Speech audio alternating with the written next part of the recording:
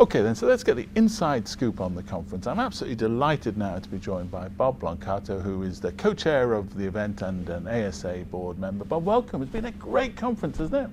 Fabulous conference, nothing like it, and never has been. And it's the largest gathering of people before the election, which becomes very significant as we have a policy focus here, as you know, raising issues and raising people's advocacy interests around issues. And as a result of that, we want to see people be activated around the policy framework. So the election clearly heightens the awareness of these issues, doesn't it, Bob? Now, is that a good thing or is that a bad thing? No, I think it helps ASA, because ASA is looking to be a voice in the policy arena. This election is going to be determined in a lot of ways on where people stand on Medicare and its future, Medicaid and its future, and Social Security and its future. So to the extent that ASA, with its rank of professionals and its membership, gets engaged as a resource and a voice, then it's important. So Bob, all elections are important, right? But I get the feeling that this is a particularly seminal one. Are people nervous about these issues? They're totally nervous about it. They're confused. They're disenchanted with the polarization that goes on in this town. They need somebody to break through the smoke and talk truth and talk things. And ASA, in a nonpartisan way, provides one vehicle to do that. I am sure people will leave here with a better understanding of issues from a substance standpoint, not a political standpoint. They can make their own judgment more intelligently because of what they learned here.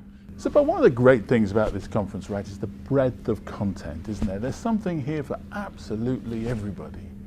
You know, it's ironic. If there's any criticism of this conference, it's because there's too much content and there's too many sessions and they run into each other. But it's more important. I walk around the conference as a board member and a co-chair of the conference, and I ask people, you know, like Ed Koch used to do in New York when he was the mayor. He'd say, "How am I doing?"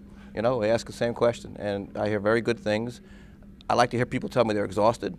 That means they worked hard. I like to hear people say, "I'm going back home and I'm going to raise those points." That's what we would like to hear from this conference.